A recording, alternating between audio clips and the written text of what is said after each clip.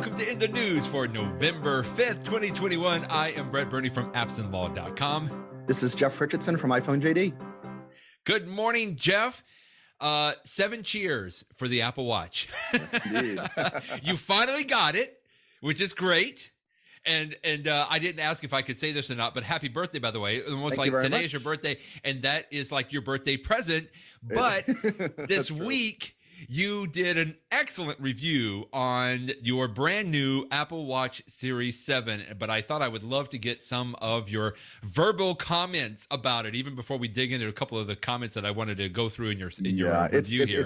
What a fun thing to get on my birthday week. I have really enjoyed this new Apple Watch. It's got a lot of nice new features, the biggest of which was the bigger screen. And it's amazing to me because, you know, Apple is fighting the laws of physics here. I mean, you can only make a screen so much bigger on a watch that you don't want to make it so big that, you know, people are walking around with a TV strapped to their wrist or something like that. So but the idea that they increased the size of the case a millimeter, and I tell you, Brett, I cannot notice it. I mean, even when I have my old Apple Watch next to my new Apple Watch. You could almost see it, but you really don't see it. But you absolutely see the fact that the screen is so much larger, which just shows that they have reduced that bezel down to nothing. And it's really, really, really nice. When you're reading the Apple Watch, things are easier to read. Interesting. When you're tapping buttons, it is a noticeable and nice improvement. I mean, it's not, as I said in my review, it's not a necessity. I mean, the other Apple Watch was fine, but you feel like this is a more premium experience. It's just, there's just a little bit more elbow room. It's a little bit nicer. So I really like that. And then the other thing that I really have appreciated is the speed increase, which is not unique to the Series 7. That caught my eye. Yeah, it was added in the Series 6, but since I never had a Series 6, I mean, that's the thing about the Apple Watch. People are not getting a new one every year. And so whenever you do upgrade, you get like a couple years worth of advantages to take advantage of. And so the fact that the Series 6 and now the Series 7 is faster, like when I'm tapping things are just snapping a lot faster. I'm like, whoa, I just tapped it and here we are. And I just did this and here we are. And I just finished a workout and here it is to the next screen already. And it's nice. It's really nice. I remember that. I think I went from, did I have an Apple Watch 3? I may have even had like the original Apple Watch, and I upgraded to the 5, which of course is a huge leap. But honestly, that was the first thing that just like slapped me across the face. Just the fact that it was so incredibly responsive, and to the point where now, like if I go, I think my wife has a 3. And I go and, I might show her how to do something. And I'm like, oh, my goodness. I don't say it out loud because I don't want her to be jealous of my watch. But I'm like, oh, my goodness, that is so painful to see how slow that it is. So I like that you pointed that out, that you will notice that speed. And to me, that I think above anything else, and a couple of things that I wanted to mention here, but above anything else, that to me would probably be the thing that would like push me over the edge. Just like, yeah, okay, I'm going to get it because it's worth paying that premium for that. Yeah, it's nice, and as I mentioned in the review, the first couple Apple Watches, really up through the Series 3, were slow. And that was just, we didn't know any better. So we just stuck with it and said, okay, well, I guess that's what's going to happen for a small watch. And then the 4 and the 5 were fast enough to be like, okay, this is reasonable. I mean, I'm not really noticing the lag. And then now with the 6 and 7, it seems snappy. So, I mean, it's clear that this is what Apple always wanted, back in 2015 when they came out with the first Apple Watch. It just took them this many years for the technology to catch up to get there. But now, just like, nobody says, oh gosh, I hate, well, the original iPhone too. Remember when the first iPhone came out, it was actually sort of a interesting technology that when you would scroll a web page, Apple sort of had like a checkered image that would move just because it couldn't make the web page catch up with you, but it would at least have something to indicate that scrolling was happening until the phone could actually catch up. Nowadays, we don't think about that. Of course, when you scroll a web page on your iPhone, you're going to see the website move underneath you. And so it's the same with the Apple Watch. It's now more than fast enough. And, in future speed increases, I'm sure will be nice, but now we're in a place with this Series 7 that it just feels it feels perfect. You're not even noticing it you're noticing it in a good way, but not in a bad way. Right.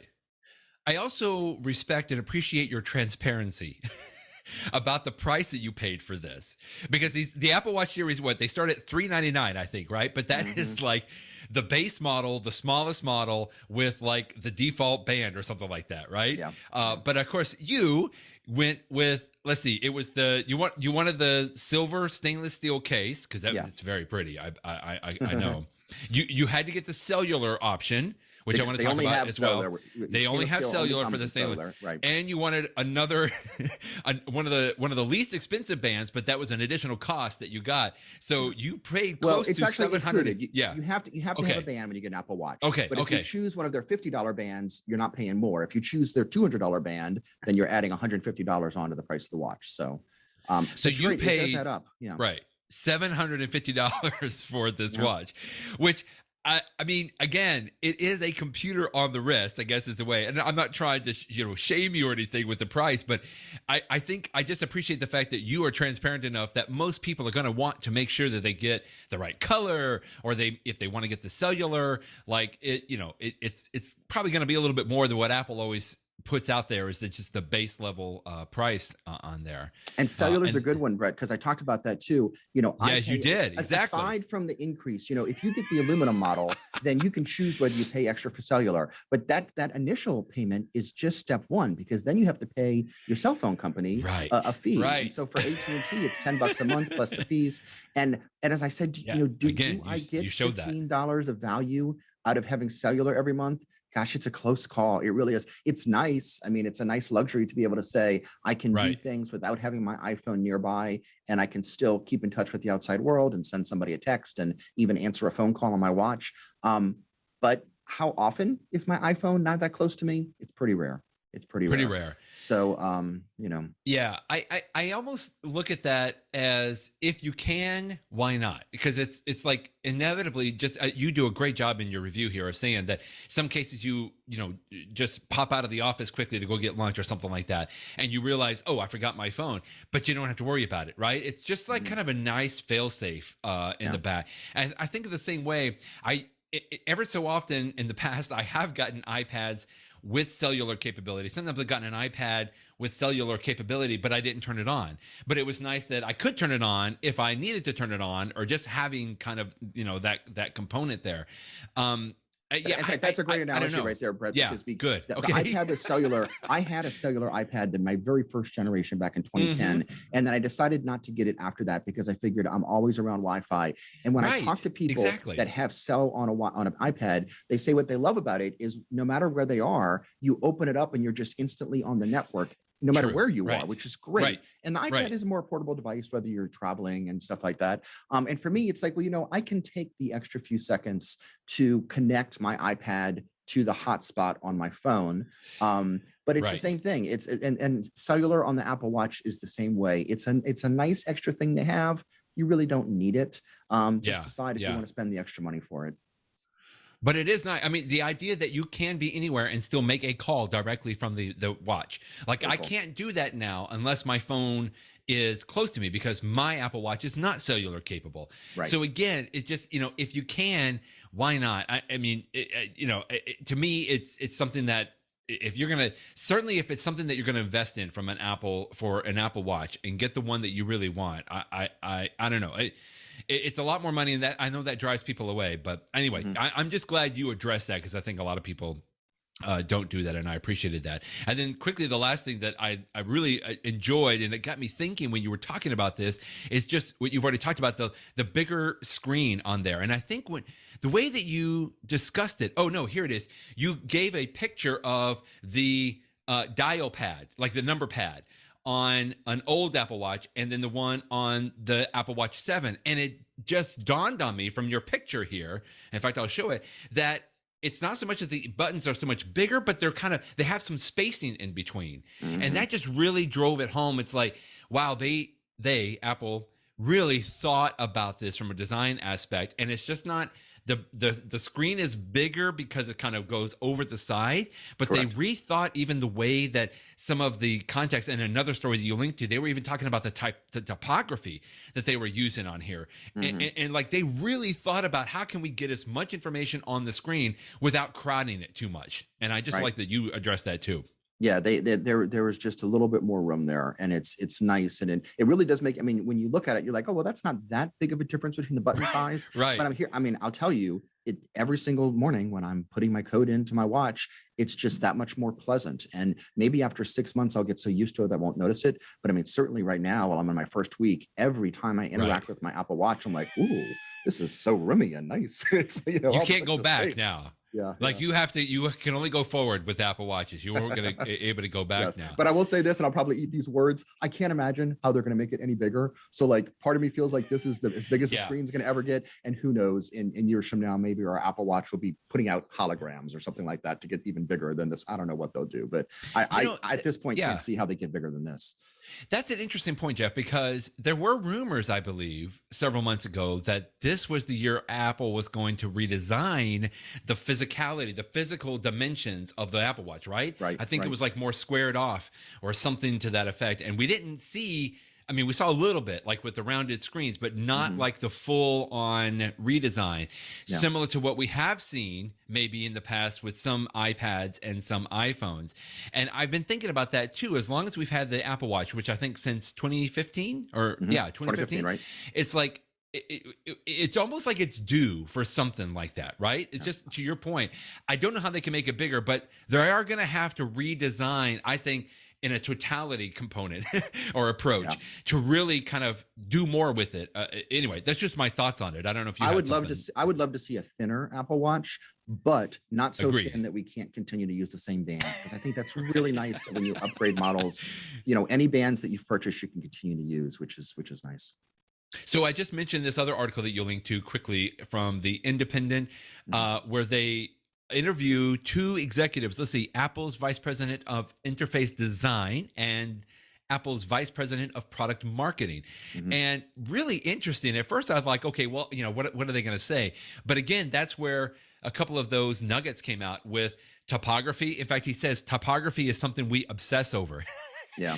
And it just really gave me a little bit of insight, like, because I mean, I'm sure that they have employees at Apple that is all they do, right? All they do is topography, and that's what they're looking at. Because I think one of the VPs here mentioned the fact that they can interact with some of these people, and that was interesting. Just the fact that they knew that the overall case size grew 1 millimeter, but the display grew by almost 20%. And that just kind of underscores what we've been talking about, like how they were able to squeeze a lot into this Apple Watch. The article is a good read because the takeaway for me of it is they really sweat the details. And that about Apple. Of course, that they do it. But it was interesting to hear the people that were involved say, we really thought long and hard about this decision versus this decision. Right. It would be fascinating. And maybe we'll see this at some point 10 years in the future to see like all the different options they considered before they went upon this particular side, because that they have really thought through this stuff. And the things that we just glance at and like, oh, well, that's nice. Somebody spent 6 months thinking about that. So absolutely. Okay. And then maybe the most important thing that you linked to this week was something I didn't even have it on my radar, the ActionBand for Apple Watch. First, let me tell you, when I saw this at first, and maybe it'll still be so awesome that I probably will have to end up ordering it, but I love running with my Apple Watch. But I typically have a band on my Apple Watch that is not sweat friendly. But I got to tell you, unlike you, I don't like to switch out my band very often. I kind of have this nervousness, I think, that if I switch it out too much, that it's not going to be it's going to get too loose or something. I don't know why I kind of have this. So which one do you use most of the time? So I just use the default one, which is the silicone. Loop. Yeah, the sport, exactly. The default one that came. Sport band, rather. Exactly. It's always worked great, because it's that I guess silicone, right, or rubber, that it just I don't have a problem with it. Other than I have a couple of cloth ones and another metal one that just is. I don't like wearing them when I run. So this shows you to the extent that I go to. I would get a couple of paper towels and I would put them under the loop under my band.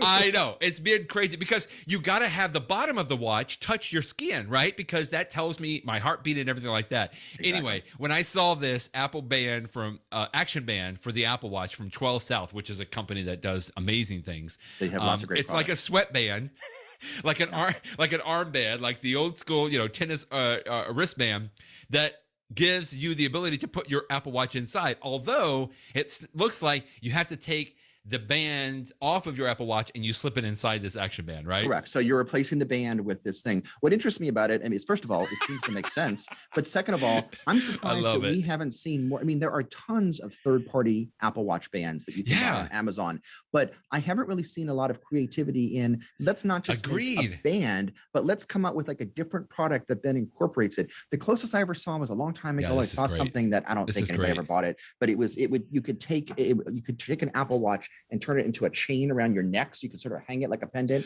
I'm like, why would somebody remember that? Yes, but at least it showed that somebody was thinking outside of the box about what else could we do with this. So, I hope that, I mean, 12 South makes great products, and so I have a lot of trust in that. You know, just without knowing anything more about it, they make it. It's probably going to be decent. I think this is an interesting product. I really do. I'm so glad you linked to it. I didn't mean to talk about it this long, but it also makes me think. You know, to your point, when the iPhone came out, a lot of people like to run with the iPhone, and they would put it, you know, they would get a band to put it up on their right below their shoulder, right around the top part of their arm. And there were tons and tons of cases that would come out with that.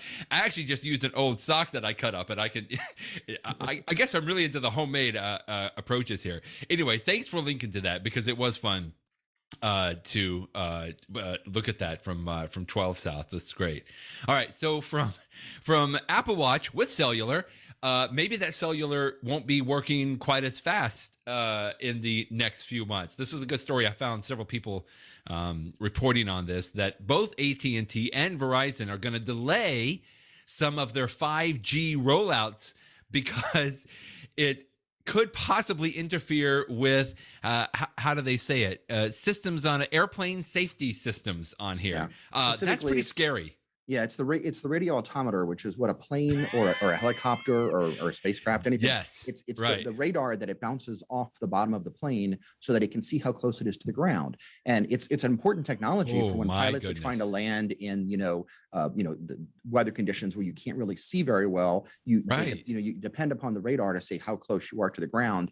And the fear is that if the companies don't shield their 5G towers, it's not the signal coming from the phone, it's the towers themselves. The towers. 5G towers could be, I mean, this is what they want to investigate. And so it's interesting. And, this reminds me of years ago when people were concerned about whether cell phones that you were using on an airplane would interfere with it. And, as I understand the story on this, it basically doesn't. It could potentially, but as most modern airplanes, it actually does not interfere. But then there's sort of a political thing that, people don't, a lot of people don't like the idea of people having cell phone conversations on a plane. So, because of public opinion, they're not going to allow you to use your cell phone in flight.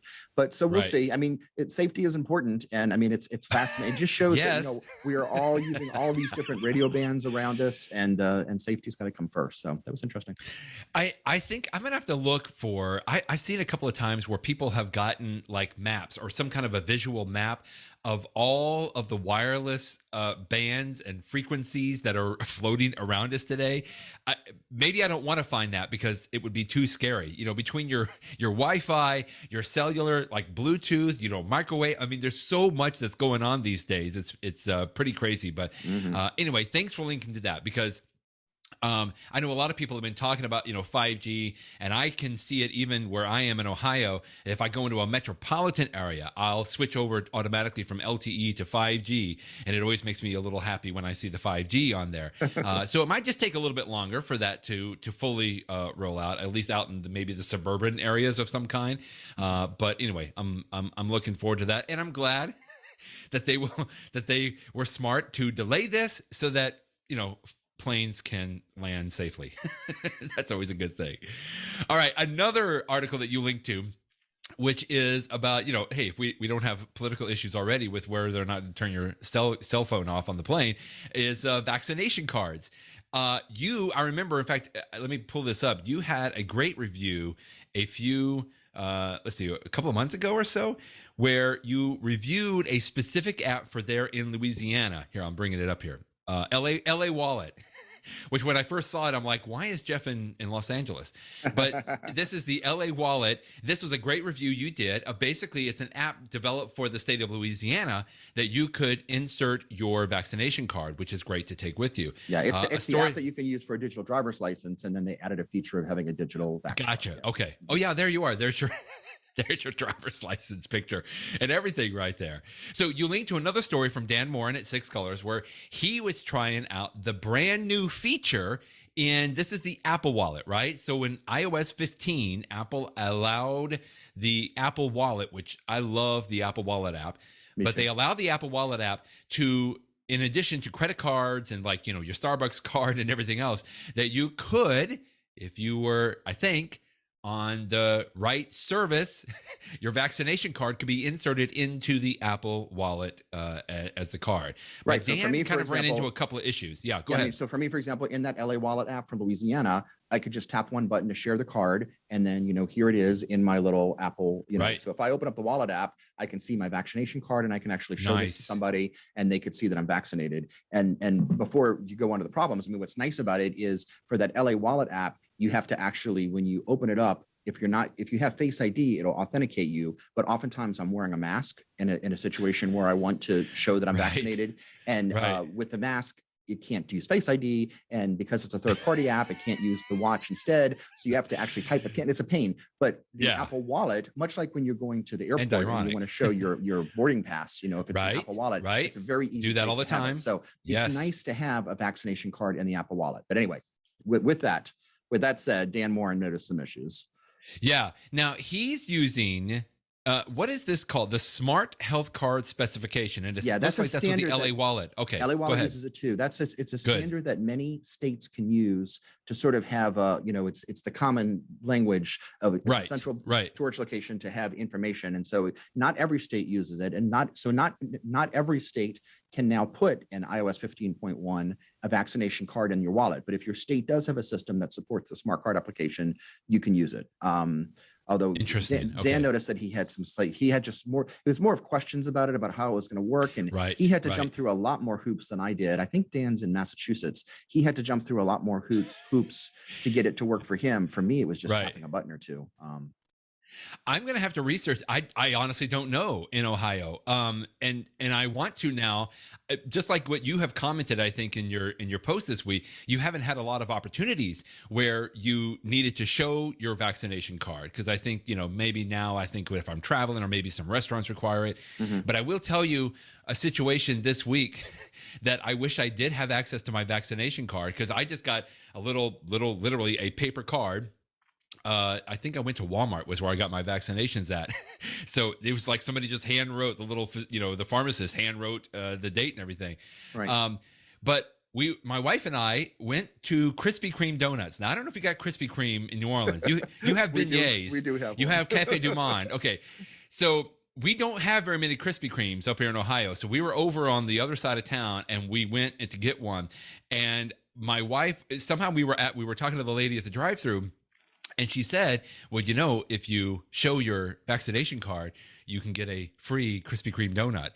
And my wife's eyes lit up. She grabbed her purse, and she, of course, had her paper vaccination card where she could whip it out. But me, I don't have it with me all the time. And I'm just saying. So if you want some free Krispy Kreme donuts, I don't mean to advertise for them, but this would be a great way to be able to show your vaccination card and end up getting a free Krispy Kreme donut. I mean, the hot light was on and everything, Jeff. We had to stop. It was great. That's too funny.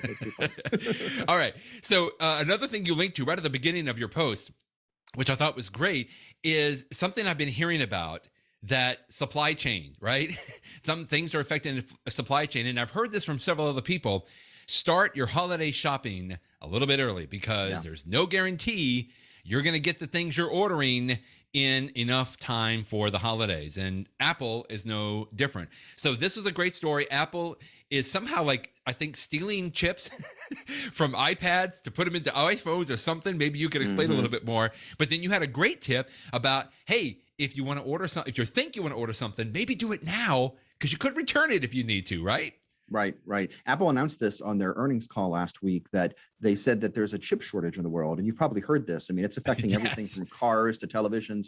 And what Apple CEO Tim Cook said is that the high-end chips that they use, they have enough of those. But what he called the legacy nodes. In other words, chips that have been around for a long time and everybody uses them for just like simple functions and stuff like that.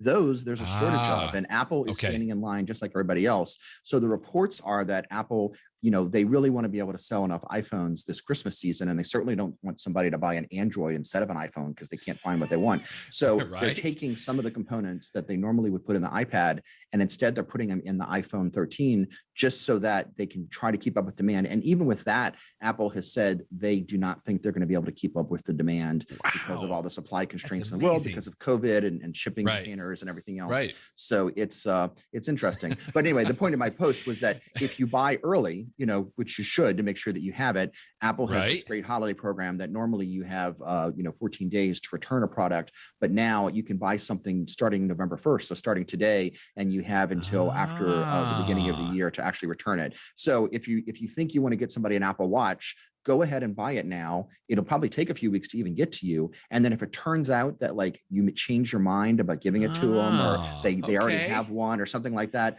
you can, rest assured that you can still return it, even if you're beyond the normal 14-day return period. So I think that's a nice policy. Very of course, clever, if you've opened it and you've used it and everything else, I don't know that applies, but certainly if it's still in box, so you can buy that new iPad, that new Apple Watch, that new phone, and you have some time to return it. It's great you mentioned, first of all, the holiday refund period is fantastic, but you are so right in that almost on anything you get directly from Apple, they give you 2 weeks, 14 days. Mm-hmm. And in fact, I've told many attorneys and other professionals that have asked me, I'm not sure if I want an iPad. I've gone to the store, I've picked it up, and, it's okay. But what if I use it? I don't know how I'm going to use it in my everyday, work. And I'm like, hey, why don't you just get it? And you can basically, Apple's giving you, I know they don't advertise it this way, but they're giving you 2 weeks to kind of test it out. Now, don't damage it, be careful with it. Don't scratch it up and that kind of stuff. But it's a good way to test it out and to see if it's good for you. So I'm glad you mentioned that. But thanks for the tip. They're very generous about returning it. I used it a couple of years ago when I bought my wife for her birthday an iPad. And when I gave it to her, she opened it up and started using it. And it turned out the one that I picked out was the white one, and she really preferred the black one. And then she thought, what, you gave me whatever the memory is. I'm just going to say 16. And she thought maybe she wanted the 32 for extra memory. And so even though we had taken it out of the box and everything else, I just packed it all up, went to the Apple store. They saw I was in 2 weeks. They gave me a credit, gave me a new one. I walked out of there and I got the product she wanted. They could not have been more easy. Part of me is like, are you sure? Don't you want to? Right. I know. Really? You sure it's going to be this easy? Here you go. Here's your iPad. I'm like, great. That was really nice. That's great. Well, thanks for the bonus holiday shopping tip, and everybody start clicking. And then the last story, by the way, thanks for these gift links on here. You've been very generous in sharing a lot of these links. Well, it costs me New nothing York Times beyond my normal subscription, but I know everybody can read the article. So the one thing you may not be able to get, even for a holiday refund, is Apple's polishing cloth. We mentioned this before, I think, right? So it's not really news, but it's just, this was a fantastic story from the New York Times by Daisuke. I can't even pronounce his last name. It's a little tongue in cheek, but it's a fun article great about how the demand is outstripping supply for a $19 cleaning cloth. So apparently though, so it's a $19 polishing cloth, and I love it. He talked about in here how Elon Musk from Tesla had trolled Tim Cook and Apple basically on Twitter a while back, right? He's saying hey, come see the new Apple cloth. But I love in this story, they talk about Tesla offers a hand-blown decanter, I think for tequila, in there, and a $60 umbrella with an ergonomically designed handle. So it's hey, it goes around on there. But just the last, the kettle black there. Exactly. I love it. Anyway, just the internet is full of all kinds of Apple polishing cloth memes these days, which is just hilarious. But interesting what I found in some places, and I think you can probably see it on my background here, and one of the gentlemen of this story, if you go to an actual physical Apple store, even though it may be sold out online, you might be able to get some polishing cloth in your local Apple store. So good luck with that. All right, so great stories. How about some shortcut tips in the know? Both of us have some excellent shortcut tips, and let me tell you the one that I found. I have to tell you quickly to set this up. I've known about shortcuts for a long time, Jeff. I love shortcuts, but I rarely ever use them. And I'm not sure if it's because I'm just not used to them. When I first started using the iPhone, we didn't have shortcuts, or if I don't really understand it. I mean, it's very logical. Of course I understand it. but it takes time to kind of walk through and like, okay, what do I want this to do? What do I want this to do? And we'll give a shout out to our friend David Sparks, who has a field guide on doing this. I think he only charges $50 for it, and it's fantastic. And I need to go back and reread it. But I did find out one shortcut that solved a problem for me. I love my AirPods Pro, as we've talked about many times. And I love the fact that the AirPods Pro, by default, can connect and jump or switch between my MacBook Pro, my iPad Pro, and my iPhone.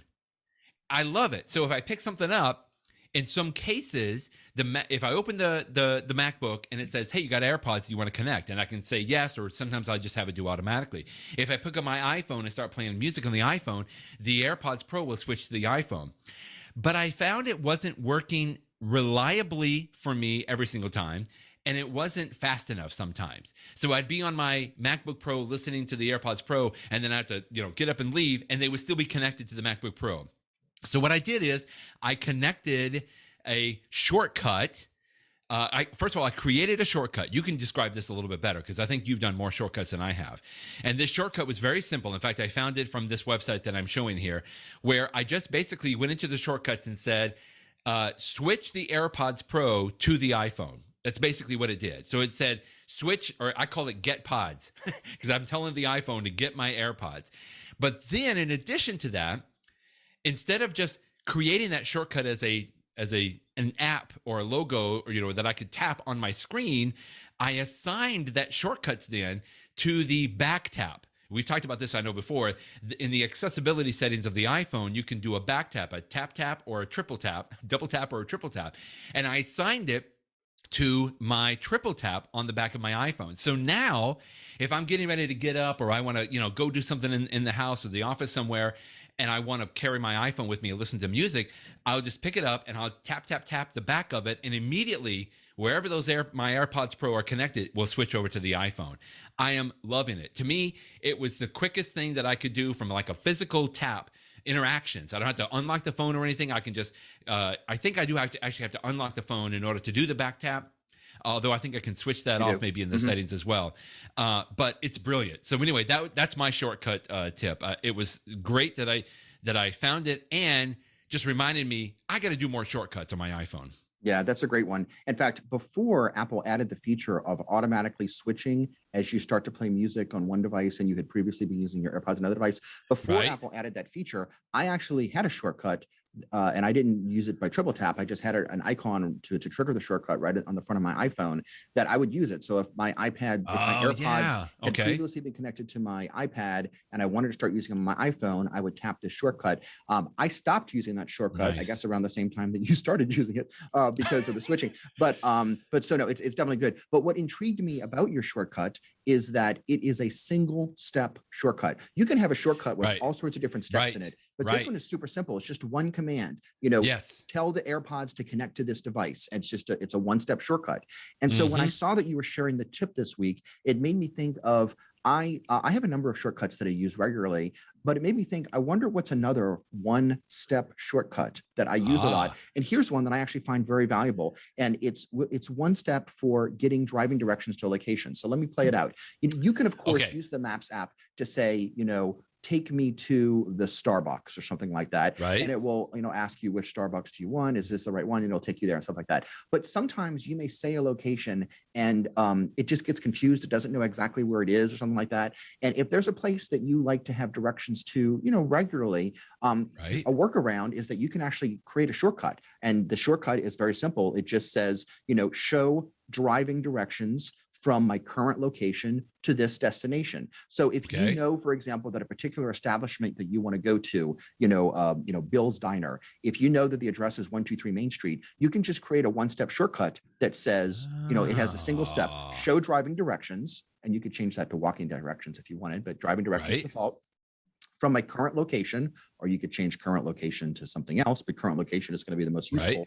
2, and then put 123 Main Street. And so once you have this very simple shortcut, now you don't have to worry about, is Maps correctly guessing where I want to go, or is it going to choose the wrong Bill's Diner, the downtown location versus the uptown location? And so you have this very simple. So then once you have this simple shortcut, the nice thing about it is, and as you said, you can trigger shortcuts a number of different ways, including the triple tap on the back. But what I like is that Siri will automatically take the name of your shortcut. And for this example, instead of saying Siri, because I don't want to trigger people's phones, I'm going to say, I'll say Johnny. Okay, let's say Johnny. Okay. So I can just say, I have a shortcut called, let's say, Bill's Diner. I can just say, hey, Johnny, Bill's Diner.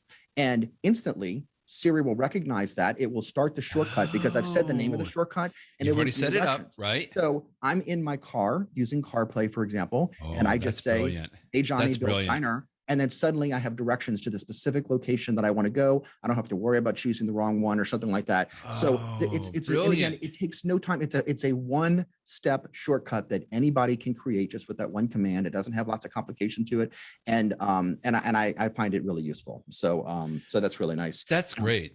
One other side benefit to it is you can come up, I called the shortcut in this example, Bill's Diner, but you can actually call the shortcut whatever you want. You can call it Frank, you can call it Joe. And so you could actually, like if there's a location you go to all the time, like, such and such is, a workout place, but you just call it the gym, you can just say, hey, Johnny, the gym.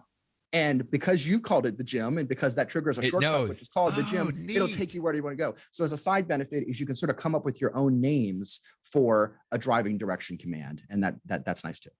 Oh, that's brilliant. That's okay. I know what I'm doing this weekend. I'm like setting up shortcuts. I mean, seriously, I've known for so long. It's like, okay, I need to invest some time in this because already I find two things now that just make my life so much easier. And in fact, probably what I'm going to do, I mentioned it, and I want to give him another shout out. David Sparks, a good friend at Mac Sparky, has a field guide for shortcuts on the iPhone and the iPad. And of course, David is just absolutely brilliant in this. I think he has a podcast called The Automators, right? Yeah, that he does with Rosemary Orchard, exactly. Right, exactly. Talk about all sorts of automation you can do, including shortcuts. And this was just updated about a year ago, so I don't think he's doing iOS 15, but I know he updates it fairly regularly. I think I've heard him say that he is preparing an update to this field guide, and it should be coming soon. Yeah, this is brilliant. Okay, so anyway, I just wanted to point that out because if you heard me and Jeff talk about shortcuts now and something that you might want to investigate a little bit more yourself or get some guidance, not going to go wrong with David Sparks. And he not only does the one-step shortcuts, but I know for a fact that he has some shortcuts that have a million. He does too, some mind-blowing shortcuts on that. All right, good. Okay, I think we covered everything, Jeff. Again, thank you as always for joining me every week, and we'll see you next week. Thanks, Brad. Bye-bye, everybody.